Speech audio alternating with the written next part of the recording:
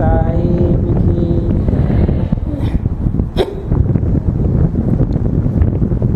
संसार दावा नल दई हमाना, विलोक जीवान करुणार्ण मुद्रा।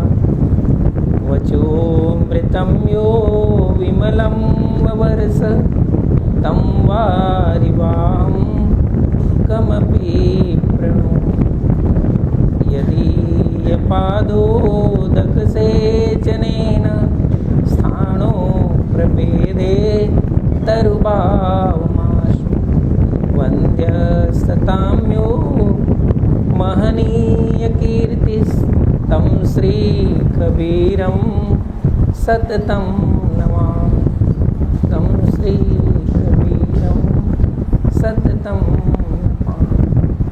अपार संसार समुद्र मध्ये, सम्मज्जतो मे शरणं किमस्ति। गुरो कृपालो कृपया वदैतत्, विश्वेशपादां भुजदीर्घनौका। विश्वेशपादां भुजदीर्घनौका। ये गुरु चरणों के को समर्पित ये संस्कृत में वंदना रही, जो हमारे आचार्य गुरुजनों ने, महापुरुषों ने इसे अपने इष्ट के लिए समर्पित किया। आज इस पूर्णिमा के पावन अवसर पर आप दूर दूर से पधारे संत महानुभाव, भक्तहंस, प्रेमीजन, जिज्ञासुजन, भक्तिमती माताएं, सद्गुरु का दरबार हम सबके इष्ट की पावन भूमि है। और हमारा अपने साहिब से, गुरु जी से विशेष संबंध है, ज्ञान, भक्ति और साधन का। और उसी को नमन करने, श्रद्धा सुमन समर्पित करने हम दूर से साहिब के दरबार में आते हैं। और यही श्रेष्ठ भाव है कि हे सद्गुरु, देने के लिए तो हमारे पास कुछ नहीं है, देने वाले तो आप हो। देने वाले तो आप हो, हम देने वाले नहीं हैं। हमारे पास जो कुछ है वो मेरी बंदगी है, मेरी सेवा है और मेरा समर्पण। क्योंकि कहा जाता है गुरु समदाता कोई नहीं, और सब जग मांगन हारा। गुरु के समान कोई दाता नहीं है, और बाकी जग तो मांगता रहता है, मांगने वाला है। ऐसा सद्गुरु के लिए ये उपदेश कहा गया है। इसलिए कि वही एक मुकाम है जहाँ बैठने के बाद तुम्हारी मांग समाप्त हो जाती है।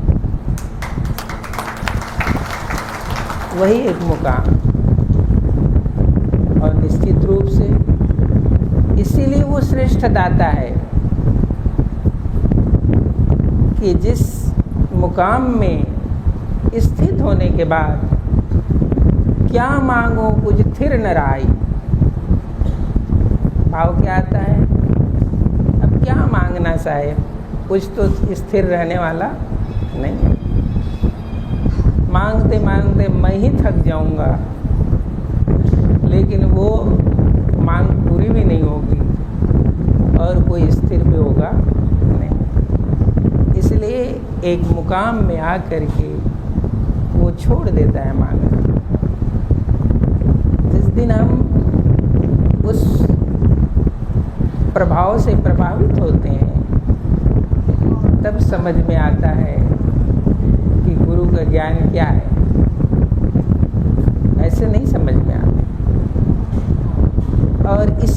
उपकार को हम स्मरण करते हुए सद्गुरु को अंदर से भी नमन वंदन करते हैं, और जो कुछ थोड़ा बहुत मेरे पास होता है मैं पुष्प रूप में, उसे धन रूप में नहीं, हम पुष्प रूप में समर्पित करें। चाहे वो लाख हो, 10 रुपया हो, 1 रुपया, ये पुष्प है मेरे। सद्गुरु इसे पुष्प ही समझो, हम पुष्प रूप में उसे सद्गुरु के चरणों में समर्पित करें। और उस समर्पण के बाद ऐसा नहीं है कि मुझे ये ख्याल आता रहता है कि मैंने ये दे दिया, वो दे दिया, ये दे दिया, वो ख्याल नहीं आता। मैंने सद्गुरु को एक पुष्प ही समर्पित किया, और मेरा मैंने कुछ समर्पित नहीं। ये भाव सद्गुरु के ज्ञान साधन उपदेश के बाद आता है।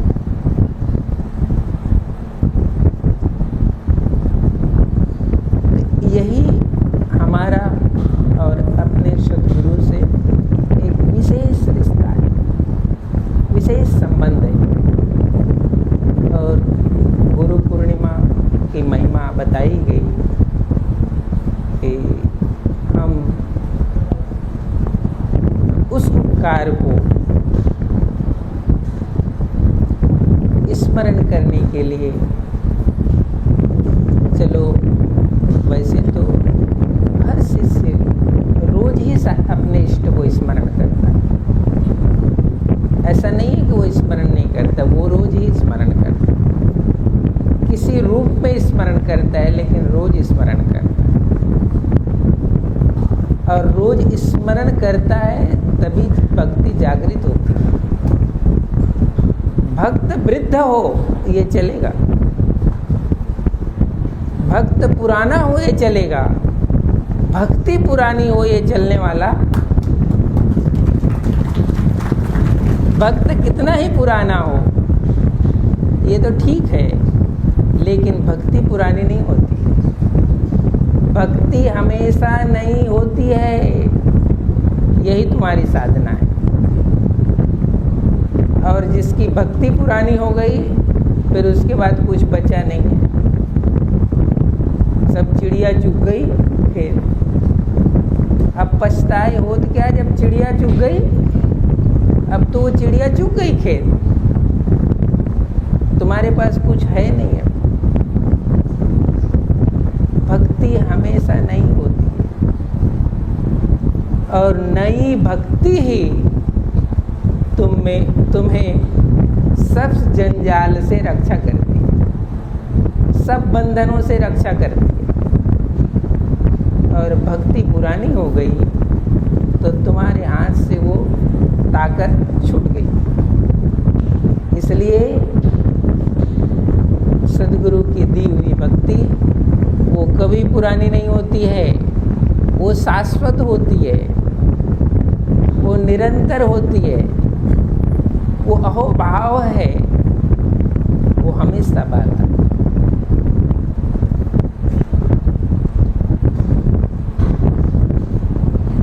इसीलिए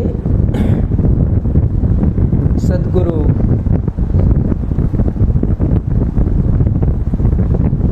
बहुत ज़्यादा कथा सत्संग की जरूरत नहीं पड़ती, बोध का कुछ ही शब्द पर्याप्त होता है, बोध का कुछ ही शब्द पर्याप्त हो जाता है। इसीलिए साहब ने कहा, एक शब्द गुरुदेव का ताका अनंत विचार, था के मुनि जन पंडिता और वेद न पावे पार। ऐसा साहब का वचन। एक वो मार्ग, एक वो साधन, एक वो मुकाम जो वेद की तेज से भी परे है, जो वेद की तेज से भी परे है। उसको सैनिक की भाषा कहते हैं, उसको अक्षर की भाषा नहीं कही जाती, उसको शब्द की भाषा नहीं कही जाती, साहब थे। वो वहाँ का एक नियम है, हर भक्त या कबीरपंथी के घर श्वेत झंडा जरूर होता है और साल में एक बार उस झंडे को वो पूजन करके बदलते हैं, उनका नियम है।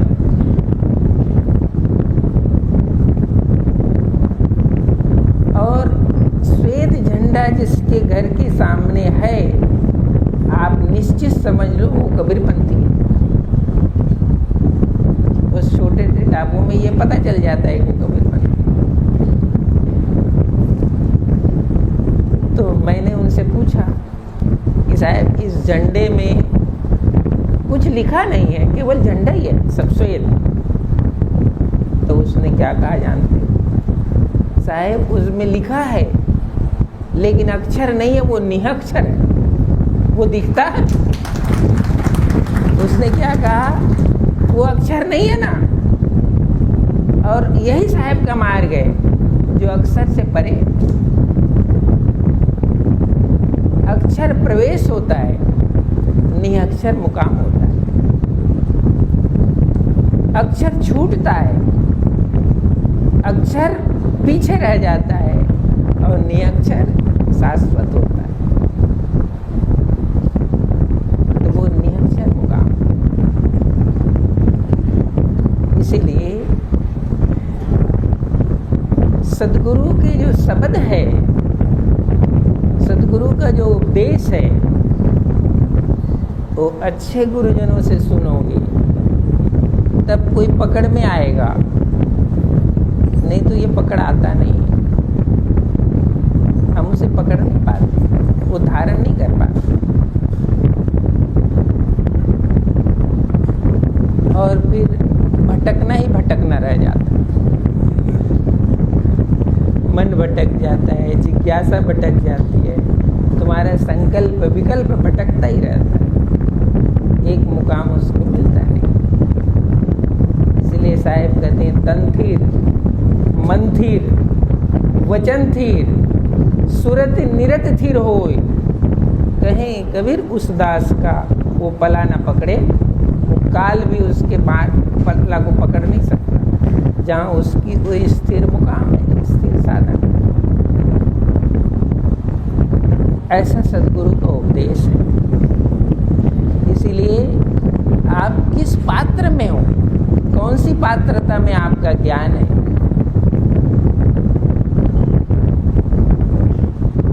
उस पात्रता में यदि ज्ञान है तो बहुत से झंझट तुम्हारा जीवन का तो ऐसे ही खत्म हो जाता है। तुम निर्बंध और निर्द्वंद हो जाते हो, नहीं तो बहुत से बंधन लगा रहते। अनेक बंधन है, थोड़ा मोड़ा बंधन नहीं है, अनेक बंधन। एक को निपटाओ दूसरा शुरू होता है, दूसरे को निपटाओ तीसरा आ जाता है, ये सब बंधन।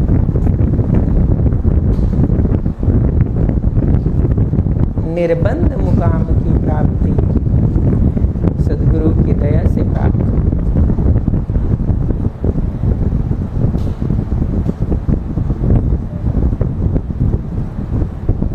और सद्गुरु की सत्ता, साहिब की सत्ता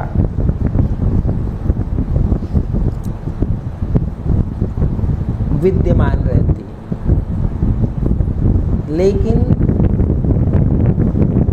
तुम्हारी जो पकड़ है उस सत्ता के साथ जुड़ना चाहिए।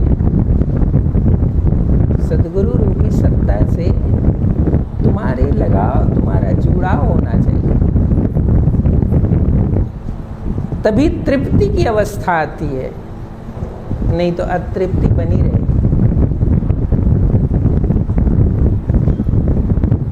ये सब भेद है साहिब के। कंठी लेने पर से कुछ नहीं होता है।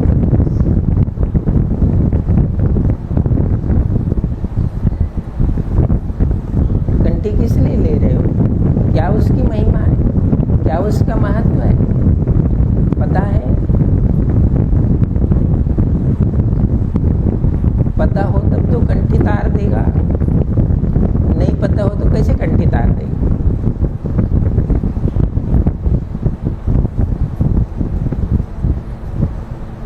वो सद्गुरु गुरु के दिए हुए कंठी ही नहीं, वो साधन है। कंठी ही नहीं है, वो साधन है।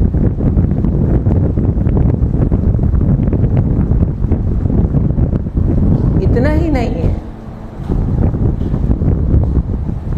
गुरु ने तुम्हें एक बार भी स्पर्श कर दिया है तो उसका वाइब्रेशन जीवन भर रहता है, वो हटता नहीं, वो समाप्त नहीं होता है।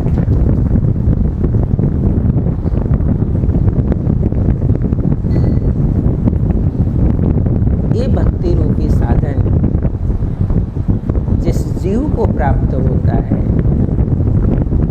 उसी के लिए साहब ने कहा है, मैं तुम्हारे पास हूँ, दूर नहीं, मैं तुम्हारे पास में हूँ। को कहाँ ढूंढे बंदे, मैं तो तेरे और इतने करीब में हूँ कि तुम्हें एहसास नहीं होता कि मैं कितने करीब हूँ। तो सद्गुरु का जो शब्द है, उपदेश है, वो किसी न किसी रूप में शिष्य की विशिष्ट भूमिका में विद्यमान है।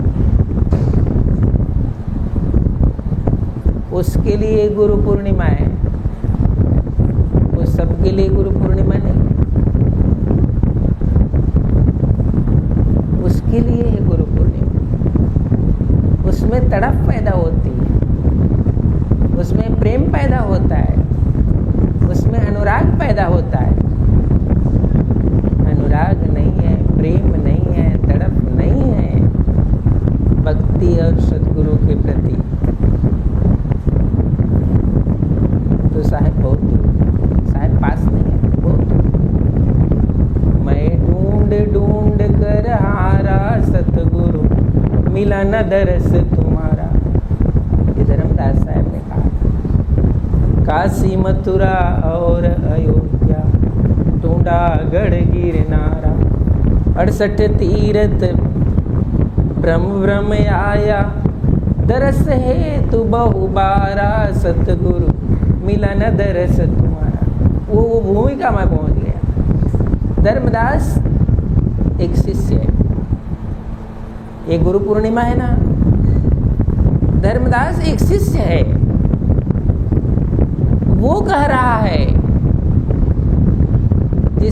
जिसकी पूरी जीवन यात्रा तीर्थों में ही बीती थी, जिसकी पूरी जीवन यात्रा वो जल चढ़ाने में बीती थी, पूरी जीवन यात्रा उस क्यू में खड़े होने में बीती थी, जिस क्यू में तुम खड़े होते, उसी में उसके जीवन बीता था। उसका ये वचन है कि मैं ढूंढ ढूंढ के हारा सतगुरु, मिला न दरस तुम्हारा। सब मिले, दर्शन मिला। अब जहाँ जाओगे दर्शन तो मिलेगा, लेकिन वो कह क्या रहा है, मिले सब लेकिन आपका दर्शन नहीं, आपका दर्शन नहीं हुआ, इस भूमिका का दर्शन नहीं हुआ। 1-2 तीरथ ने 68 तीरथ फिर के आया, दरस है तो बहु बारा सदगुरु, मिला न दरस। ये सदगुरु वो दर्शन नहीं। आज मैं धन्य हो गया कि जिसे मैं इतने दिनों से ढूंढता रहा, इतनी यात्रा करता रहा, वो नहीं मिला। लेकिन आज इस चरणों में बैठने के बाद पता चला कि आज मुझे सब मिल गया। आज मुझे पता चला कि ये सब मिल गया। और इसीलिए वो कहता है, जब से दया भई सतगुरु की, जब से दया भई सतगुरु की, मेरी सुरति न अंत चली है, साहिब सहज समाधि बली। ये मेरी सुरति भी नहीं जाती।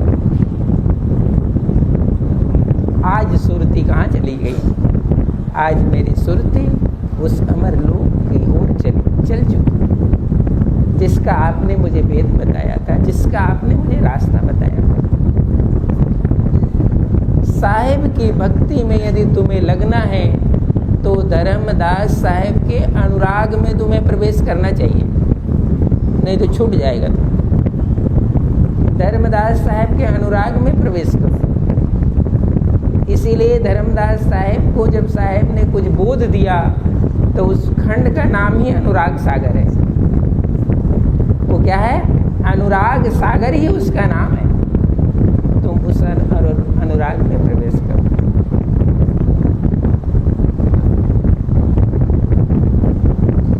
तुम कभी घर में 12 मासी पाठ करते हो? तुम गीता पाठ करते हो, रामायण पाठ करते हो और हनुमान चालीसा पाठ करते हो।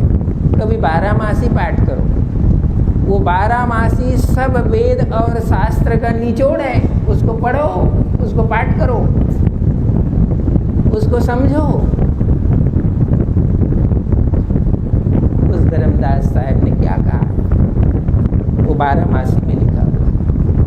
अंत में वो कहता है, जेठ जतन कर सुरता करूं, निज नाम याद आए। बरत एकादश द्वादश महीना, धर्मदास गाए। हूँ तेरे चरणन का दासा, साहिब कबीर बल जाऊं, तुम्हारी पूर्ण करो आशा। 12 मासी पढ़ो।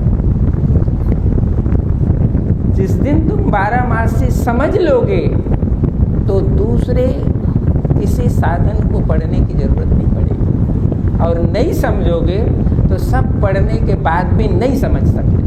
उसको पढ़ो, उसको समझो। वो 12 मासी इतना कीमती।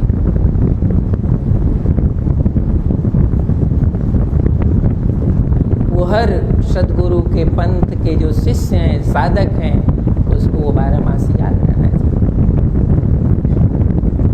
ये प्रार्थना याद होनी चाहिए। गुरु दुखित तुम बिन रट, अरे प्रगट दर्शन दीजिए। गुरु स्वामिया सुन विनती, बलि जाऊं विलंबन की। गुरु नयन बरी बर रोनी मिसनेहन छाड़ी।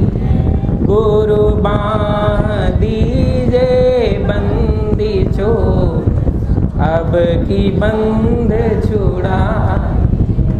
विविध विधि तन भयाऊं ब्याह, बिन देखे अब नारा। तपत तन में उठत ज्वाला, कठिन दुख कैसे गुण यव गुण अपराध क्षमा। अब न पतित विसा, यह विनती धर्मदास। सतपुरुष सतपुरुष। एक विरह पैदा हुआ। भक्ति का मतलब है विरह का पैदा होना। भक्ति का मतलब होता है विरह का पैदा होना। जब विरह पैदा होता है तो भक्ति सभी रूपों में खिल जाती है। संपूर्ण रूप में भक्ति खिल जाती है। एक पुष्प जब पूरा खिल जाता है तो अपना काम समाप्त हो जाता है उसका, और फिर नीचे गिर जाता है। अब एक पुष्प को खिलने के बाद और कोई चीज की जरूरत नहीं, वो नीचे गिर जाता है। विरह जब अपने इष्ट के प्रति होता है तो सुरती वहां चली जाती है। सुरती वहीं जाती है, वो कहीं जाती नहीं।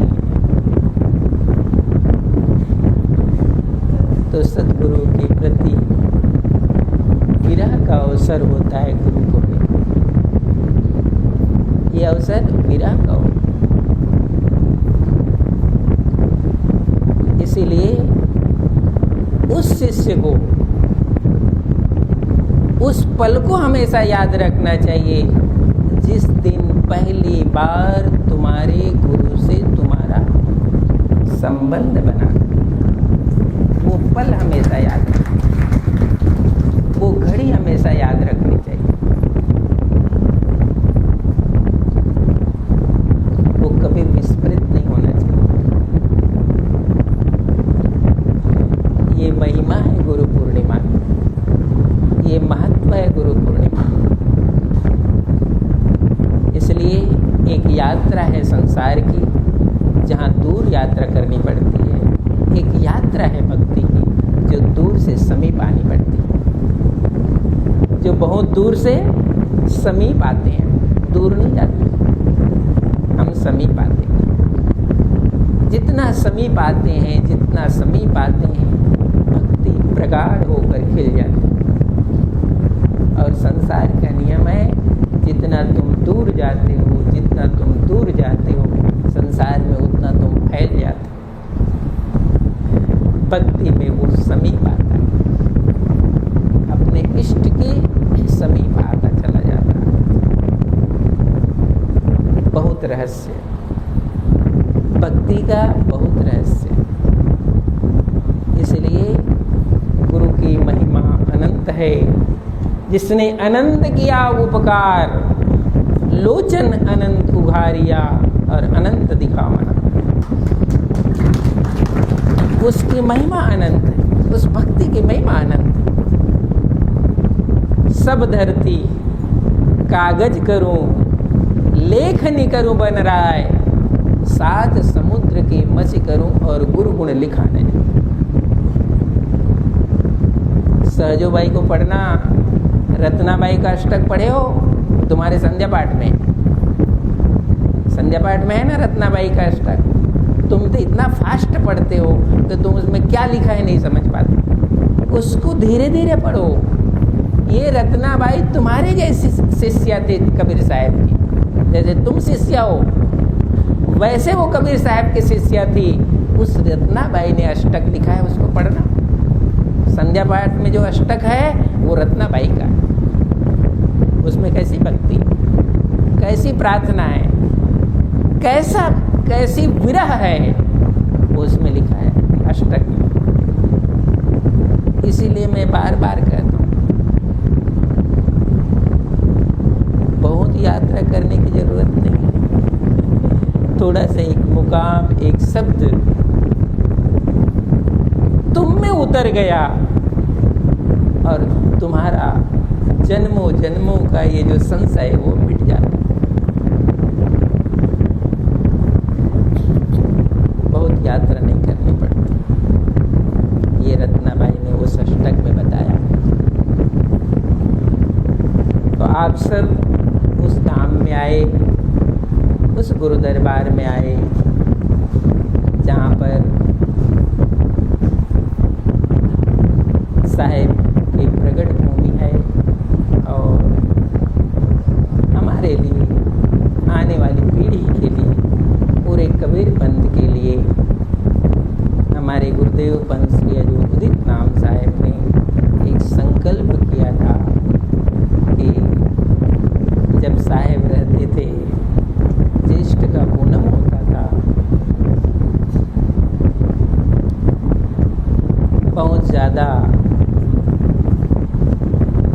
उस समय व्यवस्था नहीं थी, वहाँ भी इतनी व्यवस्था नहीं थी। ये यहाँ पे ये तो बन चुका था, लेकिन इतने भक्तजन नहीं आते थे साहेब के समय।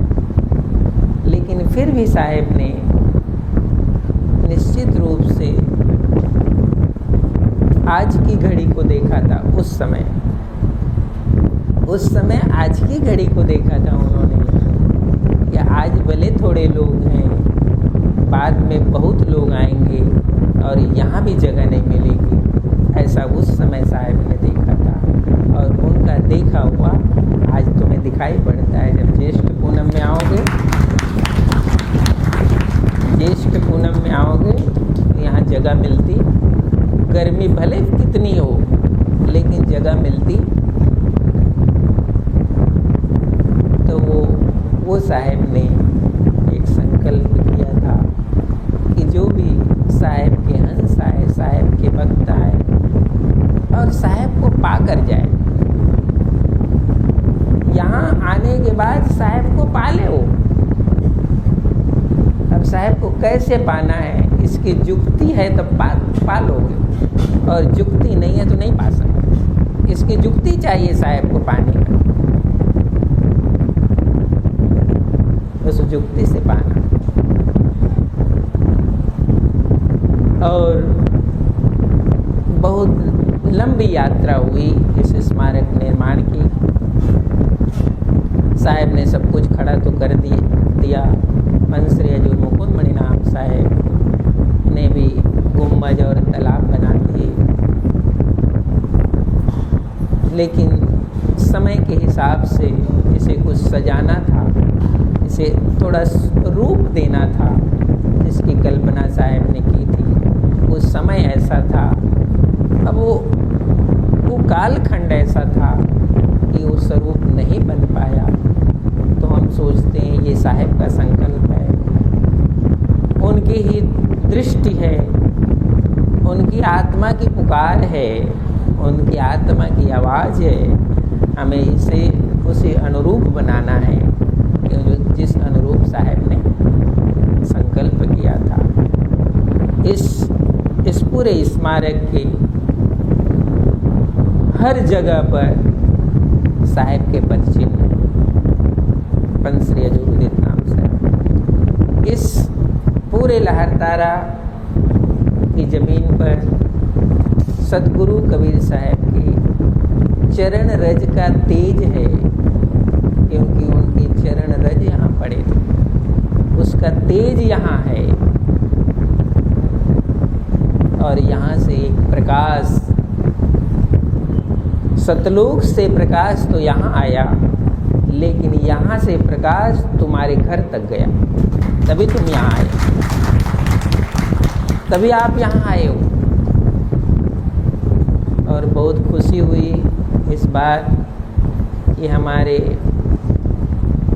पुराने भक्त श्रीमाल परिवार, मैं तो सोचा था कि ये भूल भाल गए क्या, आना होना छोड़ दिए क्या, लेकिन खुशी हुई ये बहुत लोग और सभी जगह से, सवाई माधोपुर, इंदरगढ़, जयपुर, सभी जगह से आप सब आए। तो अच्छा लगा कि हमारे पुराने साहब के जो भक्त हैं, हंस हैं, जिनके घर साहब लोग वर्षों वर्षों तक जाते रहे, इनको साहब का ज्ञान उपदेश दिए। आप सब आए, अधिक से अधिक आए, और ऐसे ही फिर से आते रहना, क्योंकि ये दरबार आप सबके भक्ति भाव का ही एक केंद्र है। और साहब ने इसीलिए त्याग किया था, इसीलिए वो संकल्प किया था। आप ही नहीं आए, अनेक जगह से आए। और हमारे आज जो संतोष दास जी ने बताया कि ये पूनम के अवसर पर लिस्टर निवासी भक्त श्री सुभाष भाई पुरुषोत्तम भाई समानी, उसने अपने संकल्प से आप सबके लिए थोड़ी सेवा दी। और वो भी बताया तालाब के में जब बाल स्वरूप कमल फूल पर और एक छतरी का निर्माण हुआ, तो वो भी उन्होंने संकल्प किया था कि साहब आप बनाना, मुझे कोई सेवा होगी तो बताना। तो वो सेवा उनको दी गई थी और उस सेवा को उन्होंने निभा दिया। ऐसे ही हमारे बहुत से भक्त यहाँ उपस्थित, देखो हमारे पंच श्री हजूर उदित नाम साहब के, वो देखो हमारे शिष्य हैं भजनपुरा निवासी ओम प्रकाश जी। तुम तो बिजनेसमैन हो, वो तो छोटी सी सर्विस करता था, बहुत बड़ी बैंक में थोड़ी सर्विस थी, बहुत बड़ी सर्विस थी। लेकिन उन्होंने रिटायरमेंट के बाद 21 लाख रुपया इस स्मारक के लिए दिया कि मेरे गुरुदेव ने मुझे आशीर्वाद दिया था। उनके घर मुझे याद है 1996 में जब फर्श नहीं था, इतने बड़े बड़े रोड़े थे, उसी में पंश्री हजूर उदित नाम साहब उस घर में बैठे थे, वो याद है मुझे। तो ऐसे बहुत से भक्त हैं। ये हमारे राजू जी हैं, साहब के शिष्य, आपके दरबार के शिष्य हैं। इन्होंने भी बहुत बड़ा संकल्प किया और यहाँ गेट बनना है और बहुत सारी सेवाएं ये हमेशा करते ही रहते हैं। ये जितने कूलर ये बड़े बड़े लगे उन्होंने दिया, और रोटी मशीन भी इसी ने दिया, मशीन लगी हुई रोटी बनाने। यहाँ गेट बनना है साहब का, बढ़िया बढ़िया सा गेट बनना है, उसमें जितना पैसा लगेगा वही देगा। तो ऐसे आप सब ने भी दिया, आपके पूर्वजों ने भी एक एक पैसा दिया, तब ये ईंटें लगी, ऐसा नहीं है कि नहीं दी। यहाँ जब ज्येष्ठ पूनम होता था तो 500-700 लोग आते थे, ज़्यादा से ज़्यादा 1000 भर लोग आते। तो जब दान देने का अवसर आता तो उठ करके माताएं, बिहार से यूपी से माताएं आती थी, वो गठरी में बांधी रहती थी, उसको खोल करके साहब को ला कर देती थी। साहब कहते थे किराया का रखना, सब नहीं चढ़ाना, किराया का रख लेना, सब चढ़ाना नहीं। तो उन भक्तों का दान इसमें लगा, ऐसा नहीं है बहुत करोड़पति का दान लगा, ऐसे भक्त प्रेमियों का दान लगा है। अभी भी बहुत सारे लोगों ने ये दान किया है, अभी भी बहुत इसमें काम है, लेकिन एक संकल्प है कि इसको 1 साल के अंदर हम पूरा कर देंगे। और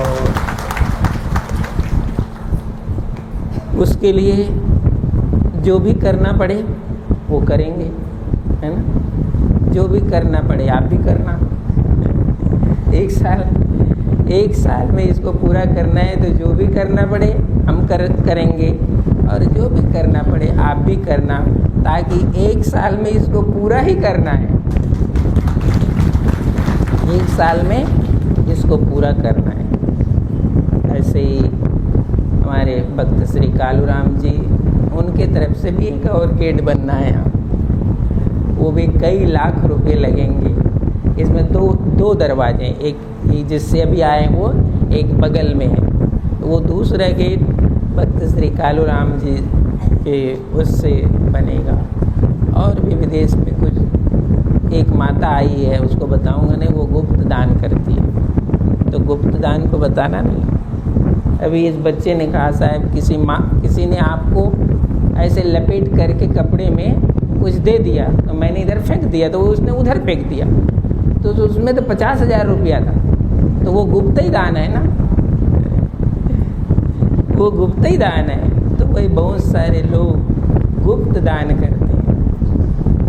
एक माता विदेश से आई, उसने अपने 4 सोने का कड़ा निकाल कर दे दी, साहब इस स्मारक में तुम लगा दे।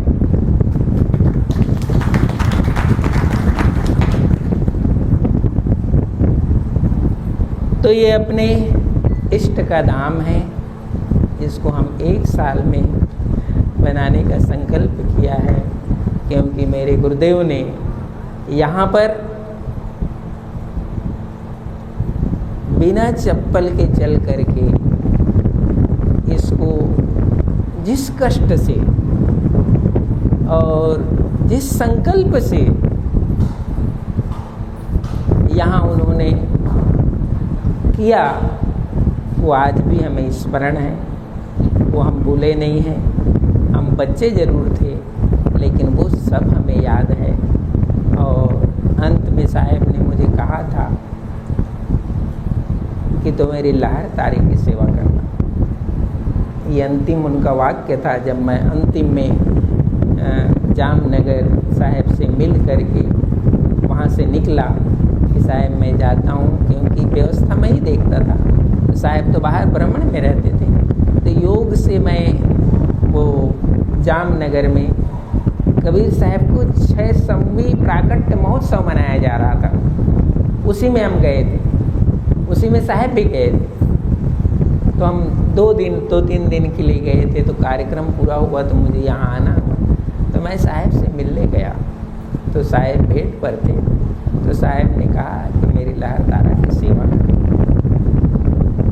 अब मैं तो बच्चे ही था, मैं कोई न पद में था न कोई कुछ शक्ति थी मेरे पास, लेकिन ये जरूर साहब ने मुझे कहा था कि मेरी लहरदारा की सेवा करना। तो ये वो हमें बात याद है। तो इसलिए ये 2027 इस स्मारक संकल्प का 60 साल पूरा होता है। तो मैं समझता हूँ कि बहुत हो गया साहेब, बहुत हो गया। अब ये आखिरी आशीर्वाद देना कि हम इसको पूरा ही कर दें, हम इसको पूरा कर दें। तो आप सब यहाँ पधारे, सबके लिए ढेर सारी शुभकामनाएं। ऐसे ही आते रहना। एक कमी है आप में, वो हर बार एक कमी आपको याद दिलाता हूँ। एक कमी है, वो क्या कमी है? आप में सेवा भाव नहीं। धन की बात नहीं करता, धन की सेवा ही सेवा नहीं होती। गुरु दरबार में आकर सेवा करनी चाहिए, वो सेवा नहीं करते हो। और सेवा नहीं करने के कारण इतना बड़ा जो दरबार है वो व्यवस्थित नहीं दिखाई पड़ता। सेवा किया करो। तुम ही बताओ, कल या परसों तुम्हारे जाने का टाइम आ गया, तुमने क्या सेवा की? मुझे एक भी व्यक्ति बता दो कि मैंने ये सेवा की। मुझे कहना ना पड़े, किसी को कहना नहीं पड़े। आप एक ग्रुप बनाकर सेवा करो। कोई राजस्थान से आए हो, राजस्थान से 10-20 आप ग्रुप में हो ना, वो ग्रुप बनाकर सेवा करो। तुम सवाई माधोपुर से आए हो, तुम ग्रुप बनाकर सेवा करो। तुम उत्तर प्रदेश से आए हो, ग्रुप बनाकर सेवा करो। उनको ऐसा लगता है ना कि मैं अकेले क्या करूं, और लोग तो करते नहीं, और लोग तो करते नहीं है ना, तो उसका मन में ऐसा होता है। तो नहीं, आप ग्रुप बनाओ कि आज हम जितने लोग आए हैं एक साइड से, हम आज सुबह हम ये सेवा करेंगे, ये हमारी जिम्मेदारी है। आप ग्रुप बनाकर सेवा करो। सेवा के बिना संस्था डेवलप नहीं करती है। कब तक किसी एक दूसरे के, एक आदमी 2 आदमी के भरोसे नहीं चलता। सेवा जरूरी है, सेवा जरूरी है। और गुरु दरबार की सेवा छोटी बड़ी नहीं होती है। जिस दिन तुमने ये समझ लिया कि ये छोटी है, इसका मतलब सेवा छोटी नहीं है, तुम्हारा दिमाग छोटा है।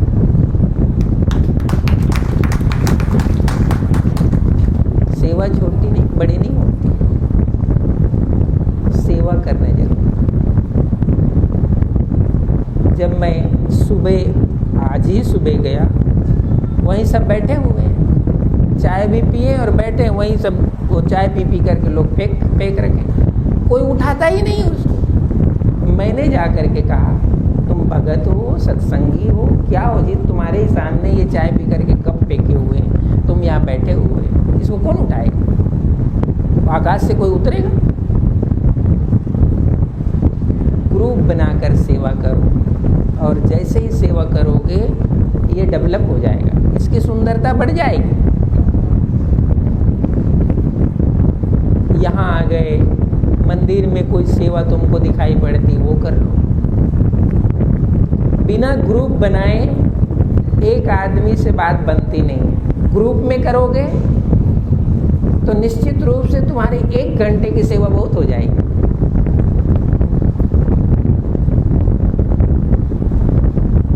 आप सब देते हो, दान देते हो, सब करते हो, लेकिन सेवा को भी जोड़ो। सेवा के बिना बात बनने वाली नहीं है, सेवा बहुत जरूरी है। तो आप सब यहाँ पधारे, सबके लिए ढेर सारी शुभकामना आशीर्वाद।